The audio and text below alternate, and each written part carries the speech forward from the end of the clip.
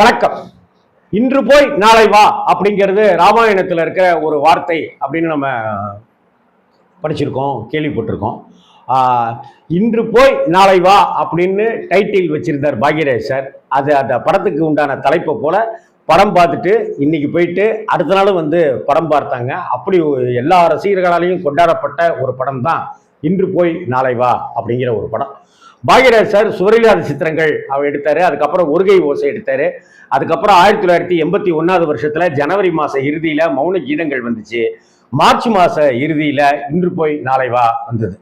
இந்த ரிஷாத் கிரியேஷன்ஸ் தயாரிப்பில் பாக்யராஜ் சார் கதை திரைக்கதை வசனம் டைரக்ஷன்ல வந்த இன்று போய் நாளை வாங்கிறது தமிழ் சினிமாவில் அந்த காலத்துல வந்த அடுத்த வீட்டு பெண் மாதிரி இது எதிர் வீட்டு ஜன்னல் கதை தான் அப்படின்னு தான் சொல்லணும். அந்த அடுத்த வீட்டு பெண்ணுக்கும் இதுக்கும் தொடர்பு கிடையாது. ஆனா அந்த அந்த மாதிரியான ஒரு 3 நண்பர்கள் கான்செப்டுங்கிறது 1981 அது ஒரு புது விதமாகவும் ஒரே பெண்ணை 3 நண்பர்களும் காதலிக்கிறதுங்கிறது காமெடியாகவும் சொல்லப்பட்டிருந்தது. இந்த படத்தை அப்படியே அடாட் புடாட் வேலை எல்லாம் பார்த்து கண்ணா லட்டு தின்ன ஆசையான்னு படம் எடுத்தாங்க.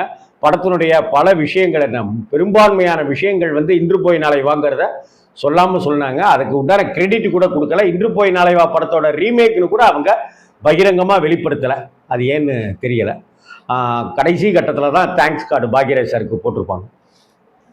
இன்று போய் நாளை வா அப்படிங்கிற படம் வந்து கோயம்புத்தூரில் இருக்கிற ஒரு பகுதியில் இருக்கிற 3 இளைஞர்கள். அதில் ஒரு இளைஞர் வந்து ஒரு ஏழை, ஒரு சாதாரண தொழிற்சாலையில் வேலை செய்கிறவர்.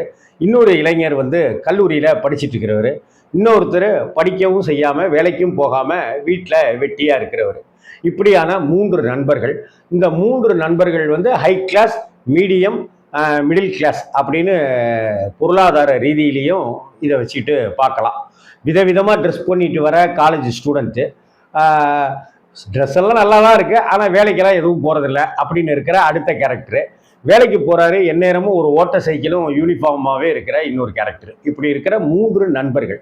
இந்த 3 நண்பர்கள் தான் எங்கேயும் இணை பிரியாமல் கோயிலுக்கு போகிறதா இருந்தாலும் சரி, சினிமாவுக்கு போகிறதா இருந்தாலும் இந்த 3 நண்பர்கள் தான் எங்கே பார்த்தாலும் போவாங்க. வாடா படத்துக்கு போகலாம் அப்படின்னு சொன்னாக்க படத்துக்கு போக வேண்டாம், காந்திபுரம் ஏரியாவுக்கு போகலாம், பொண்ணுங்கள்லாம் இன்னைக்கு வாசலில் கோலம் போடுவாங்க, அதெல்லாம் சைட் அடிக்கலாம் அப்படின்னு சொல்லிட்டு. இந்த சைட் அடிக்கிறது அப்படிங்கிற இந்த வார்த்தையே வந்து இன்னைக்கு நிறைய பேருக்கு தெரியாமல் இருக்கலாம். 2K கிட்ஸ்க்கு 80s சைட் அடிக்க போகிறது அப்படின்னாக்கா பொண்ணுங்களை பார்க்க போகிறது அப்படிங்கிற மாதிரி அர்த்தம். இன்றைக்கெல்லாம் பொண்ணுங்க எல்லா இடங்கள்லையும் வந்துட்டு இருக்காங்க. ஆனால் அன்றைக்கெல்லாம் பொண்ணுங்களை வந்து கோவிலில் பார்க்கலாம், சர்ச்சில் பார்க்கலாம், கல்யாண விழாக்களில் பார்க்கலாம், இல்லை வீட்டு வாசலில் பார்க்கலாம். இதை தாண்டி பொண்ணுங்களை அப்போ எங்கேயுமே பார்க்க முடியாது. அந்த 80s அனுபவங்கள் எனக்கும் உண்டு. ஏன்னா அந்த அந்த வயசுங்கிறது எனக்கும் டீன் பருவத்து வயசு தான். ஸோ இந்த படத்தில் 3 பேர் சேர்ந்து ஒரு வீட்டுக்கு ஒரு ஏரியாவுக்கு போவாங்க. அப்போ ஏரியாவுக்கு போய் ஒருத்தர் போய் வக்கீல் வீடு இது இதானே அப்படின்னு சொல்லிட்டு கேட்டு பொண்ணுங்கள்கிட்ட பேசுகிறதுக்கு போவார்.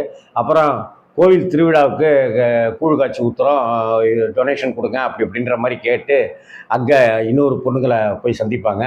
அப்புறம் நாங்களே தான் பார்த்துட்ருக்கோம், நீ போடா அந்த பொண்ணுகிட்ட நீ பேசுகிறா அப்படின்னு சொல்லி போய் ஒரு பொண்ணுகிட்ட பேசி, படிக்கிறீங்களா, புஸ்தகம் படிக்கிறீங்களா, என்ன படிக்கிறீங்க அப்படின்னு கேட்க, ஐயோ அப்பா அம்மா பாட்டி தாத்தா அப்படின்னு அந்த அம்மா அந்த பொண்ணு கலைபுரம் பண்ணி வீட்டுக்கு போக அந்த சேரில் வாசலில் இருக்கிற சேரில் வந்து பாக்யராஜ் சார் உட்காந்துற.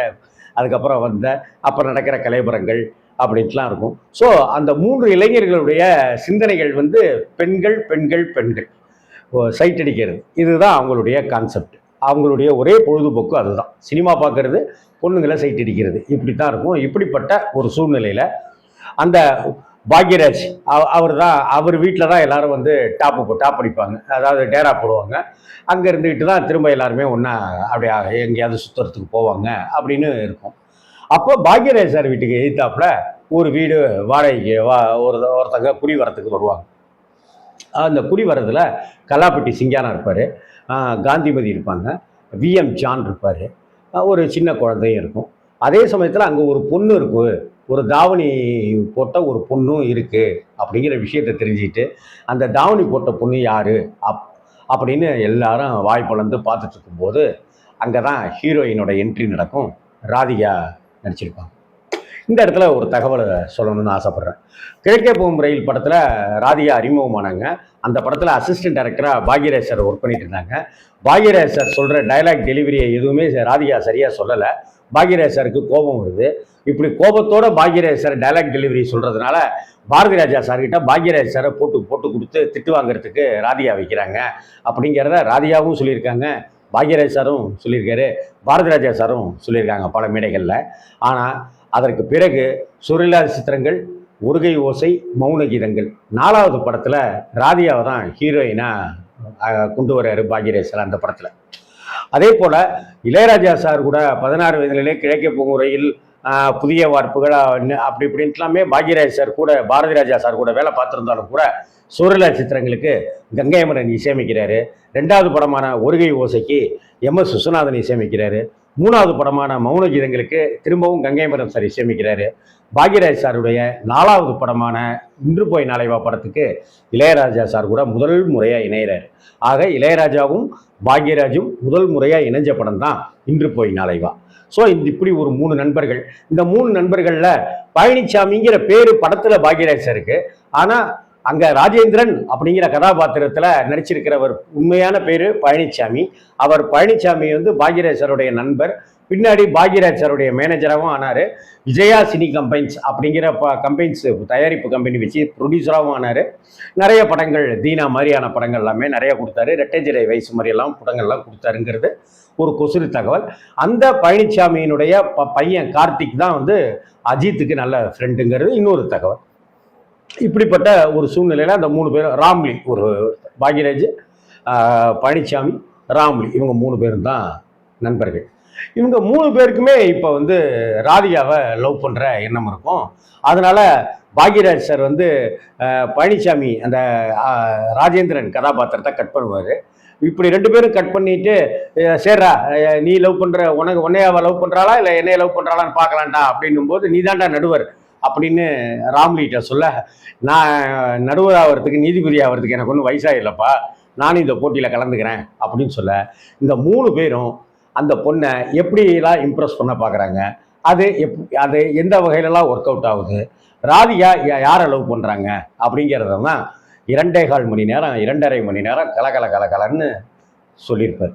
இந்த படத்தில் டைட்டில்லையே போட்டிருப்பார், இந்த படத்தில் தயவுசெய்து எதையும் நீங்கள் எதிர்பார்க்க வேண்டாம், ஒரு 2.5 மணி நேரம் ஒரு பொழுதுபோக்குக்காக எடுத்துக்கிட்ட இந்த படத்தை சாதாரணமாகவே எடுத்துக்கங்கன்னு டைட்டில்லையே போட்டிருப்பாரு. ஆனால் அப்படிலாம் சாதாரணமாலாம் எடுத்துக்க முடியாத அளவுக்கு ஸ்கிரிப்டில் எந்த தொய்வுமே இல்லாமல் காட்சிகளில் ரொம்ப அழகாக அடுக்கி கொண்டு போயிட்டே இருப்பார். ஹிந்தி பண்டிட்டா ராதிகாவோட அப்பா VM ஜான், அவரும் பாக்யராஜ் சாருடைய அசிஸ்டன்ட் டைரக்டர், ஹிந்தி பண்டிட்டாக இருப்பார். ஸோ காலேஜில் படிக்கிற அந்த பையன் ஹிந்தி பண்டிட்ட சேர்றதுக்கு வருவார். அதே போல் குஸ்தி பைல்வானா காமா பைல்வானோட சிஷ்யர் சோமா பைல்வான் அப்படின்னு சொல்லிட்டு கல்லப்பட்டி சிங்காரம் குஸ்தி பைல்வானாக இருப்பார். அவர்கிட்ட ராம்லி கற்றுக்கிறதுக்கு, குஸ்தி கற்றுக்கிறதுக்கு, பாக்ஸிங் கற்றுக்கிறதுக்கு அவர் வருவார். இவர் காந்திமதி அம்மா, ராதிகாவோட அம்மா காந்திமதி கிட்ட சேர்ந்து அவங்களுக்கு உண்டான ரேஷன் கடை ஜாமான், காய்கறிகள் அப்படி இப்படிங்கிற குடும்ப விஷயங்கள் எல்லாத்தையும் செய்கிறதுல இவர் உள்ள நுழைவார் பாக்யராஜ். இப்படியான ஒரு விஷயமா இருக்கும். சின்ன சின்ன விஷயங்களில் கூட நகாசு பண்ணியிருப்பார். திடீர்னு வாசலில் நிற்கிற ஒரு குழந்தைய டக்குன்னு தூக்கிட்டு வீட்டுக்குள்ளார போயிடுவார் பாக்யராஜ் சார். என்னங்க நீங்கள், உங்களுக்குலாம் பொறுப்பு இருக்கா? 2 பொம்பளைங்க இருக்கீங்க, பொறுப்பே இல்லாமல் இருக்கீங்க. நீங்கள் நேரம் குழந்தை லாரியில் அடிபட்டு இருக்கும் தெரியுமா? லாரி 100 மீட்டர் ஸ்பீடில் வேகமாக வந்துட்டுருச்சு, குழந்தை நடு ரோட்டில் நிற்கிது, ஒரு பக்கம் லாரி ஒரு பக்கம் குழந்தை, என்ன செய்யணும்னு தெரியாமல் தவிச்சு நான் அப்படியே தூக்கிட்டு வந்துட்டேங்க. இப்படின்னு பாக்யராஜ் சார் பில்டப்பை கொடுக்க அப்படியே நெகிழ்ந்து போய் பாக்யராஜா, தம்பி நீ நல்லா இருக்கணும்ப்பா ராசா அப்படி இப்படின்னு சொல்ல, இப்படி அவங்க அட்டாச்மெண்ட் ஆவாங்க.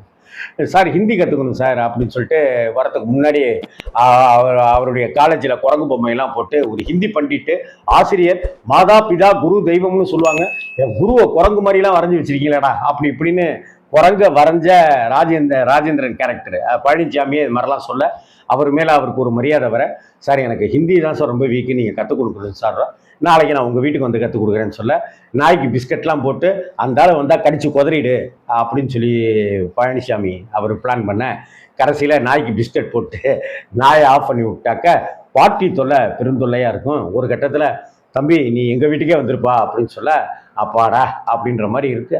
விட்டு பழைய விஷயத்த எல்லாத்தையும் வச்சுக்கிட்டு நொக்குன்னு நொக்கிடுவார். ஒரு படத்தில் வந்திருக்கிற ஒரு சின்ன ஒரு வார்த்தை பல வருடங்கள் கழித்தும் பேசப்படுதுங்கிறது தான் அந்த படத்துக்கு நாம கொடுக்குற ஒரு மரியாதை, அந்த படம் நமக்குள்ளார ஏற்படுத்தி இருக்கிற ஒரு தாக்கம்.